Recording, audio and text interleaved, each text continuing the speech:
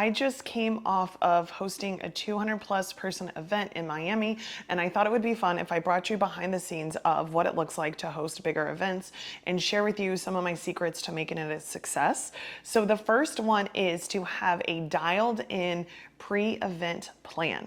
For us, that looks like a Notion dashboard that has different pages, different organization that allows us to see all of the ticket sales, to see what sponsors have came in, to see how the agenda is going to flow, what speakers have committed, and we keep track of all of it in one dashboard so that everybody on the event planning team has access to that and can make edits as necessary. So whether you use Notion or ClickUp or another project management software, I highly recommend having everything in one place because it makes it super easy. My next tip is that you absolutely must have a room with natural light. So I've hosted 2 events this year, and one of them had a room with natural light, so big, beautiful windows. Those pictures and the videos were absolutely stunning, and it's now became a non-negotiable for me. If I am looking at a venue and they don't have natural light, it's a no for me. The other thing is being able to outsource AV. So for those of you who've never hosted a big event and maybe are looking into it, AV is super expensive, and some hotels are affiliated with partners that say, hey, you have to use this AV company. It's a preferred partner of the hotel. In one event, I was able to outsource AV. In another event, I had to use the AV company that the hotel recommended. The AV company that I was able to outsource for was much better to work with. They just had a deeper skill set. They had more experience. They were able to adapt and change things on a fly, rather than the AV company that was associated with the hotel was super structured and just not as fluid as we would have liked behind the scenes. And that is just something I know moving forward. Like, my non-negotiables when searching out a venue are natural light and an AV company that I get to choose. If I so happen to want it to be the hotel, great, but I don't want to be bound by that inside of the contract. The last tip I have for you is to make sure anytime after you host an event to schedule a full-blown spa day afterwards. So for my team, they have the day off after an event. So typically we'll end on a Saturday night. We usually have some kind of after party, and then Sunday, obviously a travel day home. Monday they have off so they can regroup, decompress.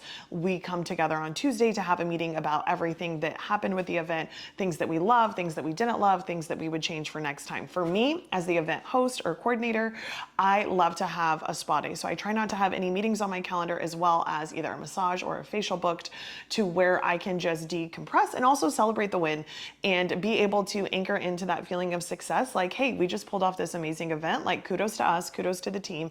And so if you're looking at hosting an event, whether it's for 20 people or 200 people, I highly recommend that after the event is over, you just take time to celebrate yourself and also to reflect on the things that worked really well so that you can better prepare for the future. I absolutely love hosting events. I love being in person. I love to connect with my clients, but I also love the feeling and the energy that comes from being in person. And so I don't think that I will be done hosting events anytime soon. And I've realized each time I do it, I gain new skill sets that are going to help make the next event even better. So those are my 3 tips for hosting events. I wanted to share a couple things that you might not anticipate is speaker fees. So there is a huge variety in what speakers charge based on their experience, based on their social following, based on the things that they're actually going to teach your audience. And for us, that is one of the things that we try to secure right off the bat, is like, what speakers are coming, who can we afford, who can we negotiate with, who can we throw in extra things with to make it a sweeter deal for them if we want to get somebody really big. Once that's settled, then we can move on to the venue aspect. I think another thing people don't anticipate is the food and beverage minimum. And so not only is it usually decently high, so then you have to consider, like, am I going to just serve refreshments and snacks? Am I going to do a full-fledged breakfast or lunch?